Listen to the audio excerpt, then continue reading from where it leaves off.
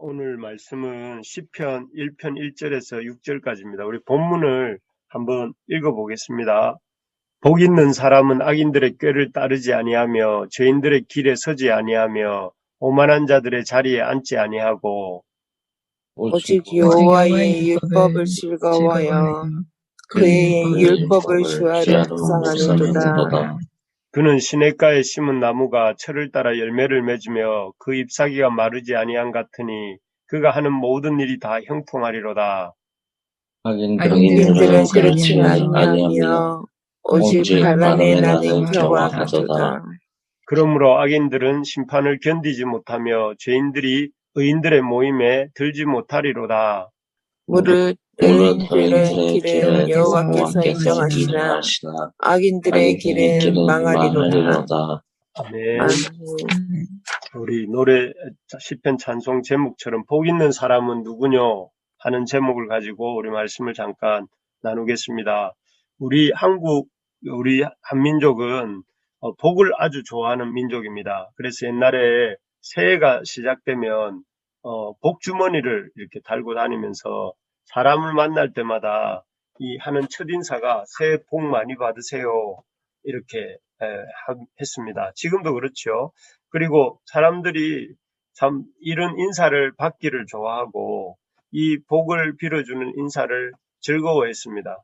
그래서 참 복을 좋아했는데요. 얼마나 복을 또 좋아하는지 숟가락에도 보면 이 복자를 새겨놓고 이렇게 숟가락을 뜰 때마다 이렇게 복을 받고 싶어하는 그런 마음들이 있었고, 또 대문 같은 데도 복자를 크게 새겨놓고 문을 열고 닫을 때마다 복이 들어오기를 이렇게 소망을 했던 것을 볼 수 있습니다. 그런데 이렇게 우리가 한국 사람들이 복을 좋아하면서도 복에 대해서는 잘 알지 못하는 것 같습니다. 그래서 우리 조상들이 복에 대해서 생각했던 것을 이렇게 가만히 보면 한자로 이렇게 한자에서 그 복이라는 단어의 의미가 들어 있는데 복자를 보면 옷의변에 그 한일자 입구 그다음에 받전이 되는 글자가 이렇게 모여서 복자가 되는데 그걸 해석해 보자면 입을 옷이 있고 또 한 식구가 먹고 살만한 양식이 나오는 밭이 있으면 복이 있다 이렇게 생각했던 것입니다. 과연 그 복이라는 것이 입을 옷이 있고 한 식구가 먹고 살만한 밭이 있으면 그게 행복일까 이런 생각을 해봅니다. 멀리 가지 않고 가까이 우리 주변만 봐도 입을 옷이 있고 먹고 살 양식이 있다고 해서 사람들이 행복해하지는 않는 것 같습니다. 그래서 지금은 훨씬 이전보다 잘 먹고 잘 사는 시대가 되었지만 오히려 사람들은 더 불행하다고 느끼고 또 이렇게 자신이 행복하지 않다고 생각하는 사람들이 많은 것 같습니다. 그래서 왜 우리 한국 사람들 이렇게 복을 좋아하지만 오히려 현실의 상태는 별로 복이 없다고 생각하는 그런 상태, 또 그래서 불행하다고 느끼는 그런 상태가 된 것일까요? 왜 우리들은 행복하지 않는 걸까요? 우리가 어떻게 하면 행복해질 수 있나요? 오늘 시편 1편은 이런 질문에 대해서 어떻게 우리가 행복이 무엇인지를 알려주고 또 어떻게 행복해질 수 있는지에 대해서 말씀해 주는 본문입니다.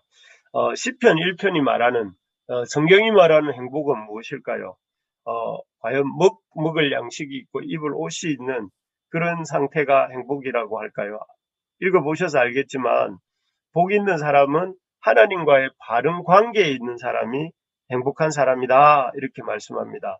그래서 2절에 보시면 2절에 뭐라고 하느냐면 어떤 사람이 복이 있는가?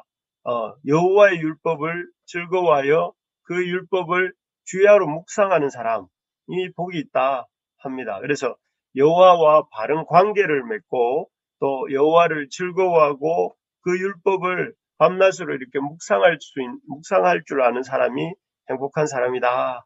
고 말을 합니다. 그래서 다르게 말하면 여기 그 6절에 이렇게 보이는 것처럼 우리 6절을 한번 읽어볼까요? 시작. 무릇 의인들의 길은 여호와께서 인정하시나 악인들의 길은 망하리로다. 어떤 사람이 불행한가 여기에 나오는데, 불행한 사람은 이렇게 여호와께서 인정하지 않는 사람, 그래서 망하는 길로 가는 사람이 불행한 사람이다. 그래서 어쨌든 이 시편 1편이 정의하는 행복이란 다름 아닌 여호와와 바른 관계를 맺고 여호와께서 인정하시는 삶을 사는 사람이 복이 있는 사람이다. 이렇게 말씀합니다. 실제로 얼마 전에 제가 우리 돌아가신 제 아버님을 보니까 아버님께서는 평생을 일구셨던 삶의 모든 것을 다 놓고 빈손으로 이렇게 돌아가시더라고요. 그 어떤 것도 당신이 아끼시던 그 어떤 것도 가지고 가지 못하셨고, 유일하게 그분이 가지고 가신 것이 있습니다. 그게 무엇인가 하면은 하나님을 믿는 믿음과 또 성도라는 두 글자만을 가지고 가셨어요. 그래서 다른 것은 다 사라지고 말았지만 죽음의 순간, 그리고 그 이후까지도 우리 아버님과 영원히 함께하는 것은 하나님과의 바른 관계, 그리고 하나님 앞에서 살았던 삶인 것을 보게 됩니다. 그래서 진짜로 이렇게 우리가 행복할 수 있는 것, 또 이렇게 가치 있는 것, 우리 삶에 가치 있는 것이 무엇인가 하면은 하나님과의 바른 관계를 맺고 또 그렇게 살아가는 삶이야말로 이렇게 이 가치 있는 삶이고 행복한 삶이다 하는 것을 볼 수가 있었습니다. 그렇기 때문에 우리가 이 땅을 살아가면서 행복하기를 원하고 또 영원토록 행복한 삶을 살기를 원한다면 하나님과 바른 관계를 맺고 그런 관계 안에서 살아가는 삶을 살 수 있어야 되겠습니다. 그러려면 삶의 그 우선순위를 이렇게 하나님과의 어떤 바른 관계 맺는데 둘 때에 우리가 행복해질 수 있겠죠. 그래서 할 수만 있다면 일주일에 첫 시간을 우리가 죽을 때까지 매주 첫 시간을 주일 예배로 주님 앞에 이렇게 드리고 또 매일의 첫 시간 새벽을 이렇게 새벽 기도회로 이렇게 주님 앞에 또 드리고 하루의 마지막 또 이렇게 하루를 마무리하고 쉬는 시간도 이렇게 주님과의 바른 관계를 맺으며 이렇게 잠이 든다면 그런 인생이야말로 행복으로 가는 인생이고 행복한 인생인 줄 믿습니다. 아멘. 그래서 우리 부르심의 교회 가족들이 정말 그 부르심이란 이름처럼 주님 앞에 우리를 불러주신 그 주님 앞에 늘 머리 조아리고 이렇게 주님 앞에 머무는 것을 기뻐하고 주님과의 바른 관계 속에서 행복한 길을 가는 우리 모든 부르심의 가족들 되시기를 주님의 이름으로 축복합니다. 아멘. 그래서 이렇게 하나님과의 바른 관계를 맺고 복 있는 사람이 된 후에 그러면 그 복을 잃지 않고 어떻게 하면 계속해서 복된 인생을 유지해 갈 수 있는가? 이것도 오늘 시편이 말을 하는데 두 가지 정도가 나오는 것 같습니다. 첫째는 이 악인들의 꾀를 따르지 말아야 된다고 말씀합니다. 우리 1절을 한번 읽어볼까요? 1절입니다. 시작. 복 있는 사람은 악인들의 꾀를 따르지 아니하며 죄인들의 길에 서지 아니하며 오만한 자의 자리에 앉지 아니하고. 아멘. 여기에 보면 악인들의 꾀를 따르지 않는 것이 이 하나님과의 바른 관계를 맺고 복된 인생을 살아가는 첫 번째 이렇게 길이라고 소개하고 있습니다. 사실 우리가 이 땅에서 하나님의 백성으로 살면서 악인들의 꾀를 따라가지 않는 것은 진짜 어려운 일입니다. 왜냐하면 그 악인들이 방금 읽었던 1절에 보시는 것처럼 복 있는 사람은 이렇게 말을 할 때는 복 있는 사람은 단수인데 그 뒤에 나오는 악인들은 이렇게 나옵니다. 악인들 이렇게 나오고 그 다음에 죄인들 나오고 또 그 다음에는 오만한 자들 해서 이 다 복수로 나와요. 이것도 이렇게 큰 집단이 세 집단이나 악인들, 죄인들, 오만한 자들 이렇게 많이 아주 이렇게 현실 속에 보면 우리는 소수인데 믿는 사람은 극소수인데 믿지 않고 아주 이렇게 살아가는 사람 그리고 주님과 관계도 없이 살아가는 사람 그런 악인들, 죄인들, 오만한 자들은 얼마나 많은지 모르는 것이죠. 그래서 참 어떤 생각이 드느냐면 신문을 보고 뉴스를 들을 때마다 드는 생각이 이 세상에 이렇게 악인들이 많이 활개를 치고 사는데 어떻게 이렇게 세상이 망하지 않고 굴러가는가 그것이 신기할 정도라는 생각이 들 때가 있습니다. 그래서 그 정도로 우리가 이 세상에서 악인들이 대다수를 차지하는 이 세상에서 이렇게 의인으로 하나님과 바른 관계를 맺고 가는 것이 쉬운 일이 아닙니다. 하지만 우리가 악인들의 수가 많고 그들이 당장 보기에는 다 이렇게 세상을 차지하고 있는 것 같다 할지라도 그들을 이렇게 두려워하지 말아야 할 이유가 있습니다. 그것은 결국 그들이 다 이렇게 망하게 되고 의인들의 길은 흥하게 된다고 이렇게 말씀하시기 때문입니다. 5절 6절을 우리 같이 한번 읽어봅시다. 5절 6절입니다. 시작. 그러므로 악인들은 심판을 견디지 견디지 못하며 못하며 죄인들이 죄인들이 의인들의 모임에 들지 들지 못하리로다. 못하리로다. 무릇 무릇 의인들의 길은 의인들의 길은 여호와께서 인정하시나 악인들의 길은 망하리로다. 여기에 보면 뭐라고 말씀하시냐면은 그렇게 아주 다수였던 것처럼 보이는 악인들, 죄인들, 오만한 자들이라고 말했던 무리들은 어떻게 된다고 되어 있습니까? 6절 마지막에 보니까 악인들의 길은 망하리로다. 망한다고 했어요. 그죠? 그런데 반면에 처음에는 단수로 시작됐던 복 있는 사람은 어떻게 됩니까? 여기 보면 5절에 보니까 의인들의 모임 이렇게 돼 있고 6절에 보면 의인들의 길은 해서 복수가 되어 있어요. 다 복 있는 사람이어서 시작했지만 의인들이 되어 있는 것이죠. 그러면서 반면에 그 복수 덩어리 몇 덩어리로 시작되었던 악인들은 6절에 보니까 망했어요. 없어졌어요. 그러니까 의인들은 약했지만 나중에는 아주 큰 무리가 되어 있고 반면에 악인들은 큰 무리였지만 나중엔 사라지고 있다는 것이죠.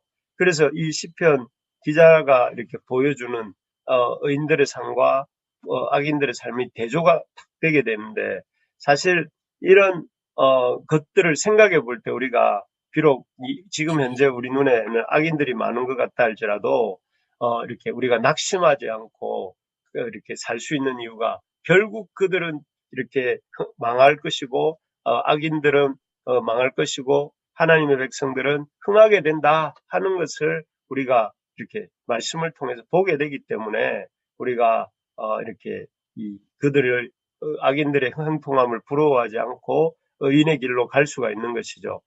정말 그렇지 않습니까? 이 세상은 악이 많은 것 같지만 결국 악은 망하고 의인이 흥한다 하는 것을 하나님 이걸 그림으로도 한번 보여주신 적이 있어요. 다니엘서 2장에 기억나시겠지만 느부갓네살이 금신상 환상을 보았는데요. 금으로 된 머리, 은으로 된 가슴, 동으로 된 배와 넓적다리, 철과 진흙으로 된 이 종아리 이런 것을 가진 신상이 나오잖아요. 그런데 그 신상이 어떻게 됩니까? 그 신상이 공중에 메어두지 않은 뜨인 돌이 날아와서 돌품없는 돌이 날아와서 금은 쇠로 이렇게 만들어진 그 대단한 신상을 산산조각을 내고 나중에는 온 세상에 그 돌이 가득하게 되는 그런 꿈을 바로 느부갓네살이 꾸었는데 그것이 바로 이 시편 1편을 요약하고 있는 것이죠. 세상에 악인들이 대단한 어떤 이 참 대단하게 온 세상을 차지하고 있는 것 같지만 마지막에는 그 아주 볼품없어 보이는 돌이 날아와서 그 신상을 다 산산조각 내고 온 땅에 가득하게 되는 그런 것을 통해서 바로 이 시편의 말처럼 복 있는 사람이 이 결국은 온 땅을 주님과의 바른 관계를 차지하고 있는 사람들의 길이 흥하게 되고 또 이렇게 여호와께서 인정하시게 된다 하는 것을 볼 수가 있습니다. 정말 우리가 이 세상을 볼 때에 꼭 기억해야 될 게 있습니다. 세상이 아무리 대단해 보인다고 해도 하나님 나라가 세상 나라를 이기고 아무리 죄인들이 떵떵거리고 산다 하더라도 하나님의 백성이 악인들을 이기게 된다는 사실을 믿으시기 바랍니다. 아멘. 그리고 우리 믿는 사람들이 비록 소수인 것 같고 우리가 작고 우리는 보잘것없는 것 같다 했지만 같을 수 있지만 그 절대 그렇게 보이는 모습에 너무 속지 말고 또 우리가 이 참 눈을 뺏기지 말고 우리 주님의 이 나라가 또 주님의 백성들이 승리하게 된다 하는 사실을 믿고 오늘 하루 힘을 내시기를 바랍니다. 아멘. 예. 우리는 아무리 실패하고 아무리 넘어져도 우리는 흥하게 돼 있고, 아무리 세상이 잘 되고 또 하나님 없이 잘 나가는 것 같아도 결국은 망하게 된다는 사실을 기억하고, 망할 땅에다가 집 세우지 말고 흥할 땅에다 집 세우는 지혜로운 우리 인생이 계속될 수 있기를 바랍니다. 두 번째로 이렇게 보면, 이렇게 우리가 이 땅에서 행복한 인생으로 살아가는 길이 무엇인가 하면 2절입니다. 우리 2절을 한번 읽어볼까요? 2절 시작. 오직 여호와의 율법을 즐거워하여 즐거워하여 그의 그의 율법을 율법을 주야로 주야로 묵상하는도다. 묵상하는도다. 우리가 이렇게 하나님의 그런 승리케 해주실 것을 믿고 하나님의 백성답게 살아가려고 할 때 그 방편이 딱 한 가지가 있는데 바로 말씀 묵상이다, 이렇게 말씀합니다. 여기서 묵상이란 단어는 히브리 말로 이렇게 하가라는 단어를 씁니다. 이것은 강아지가 그 좋아하는 뼈다귀를 물고 빨고 뜯어먹는 그런 모습을 이렇게 가리킨다고 해요. 그래서 우리가 하나님의 말씀을 묵상한다는 것은 마치 그 강아지가 자기가 좋아하는 음식을 그렇게 으르렁거리면서 갖고 놀고 시간이 나면 또 물고 빨고 또 뜯고 하는 것처럼, 우리가 하나님의 말씀을 그렇게 좋아하면서 이렇게 읊조리면서 말씀을 손에서 잠시도 놓지 않으면서 또 묵상하고 기도하고 또 가르치고 배우고 또 말씀대로 살아가려고 이렇게 애를 쓰는 삶을 사는 사람이 하나님과의 바른 관계 속에 머물게 되고, 그런 바른 관계 속에 머무는 인생이야말로 흥하게 되는 인생이다, 이렇게 말씀하시는 것이죠.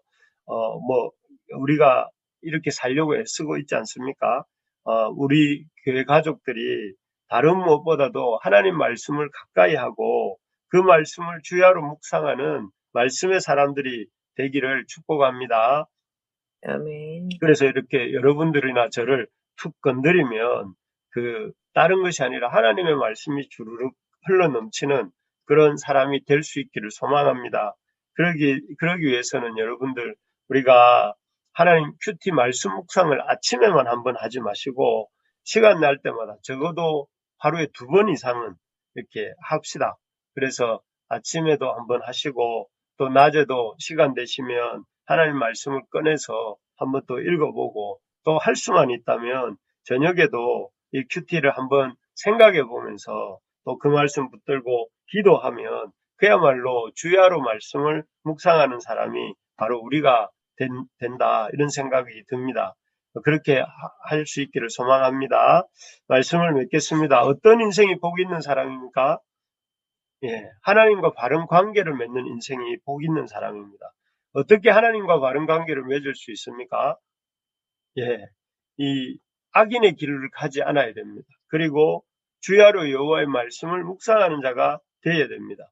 우리 여기에 있는 새벽 기도의 우리 멤버들 뿐만 아니라 우리 모든 부르심의 교회 가족들이 한 사람도 빠지지 않고 하나님과 바른 관계를 맺고 날마다 하루도 빠지지 않고 말씀을 묵상하면서 시냇가의 신기운 나무처럼 철을 따라 열매를 맺는 우리 모든 복된 그런 인생들이 우리 모든 부르심의 교회 가족들이 될 수 있기를 주님의 이름으로 축복합니다.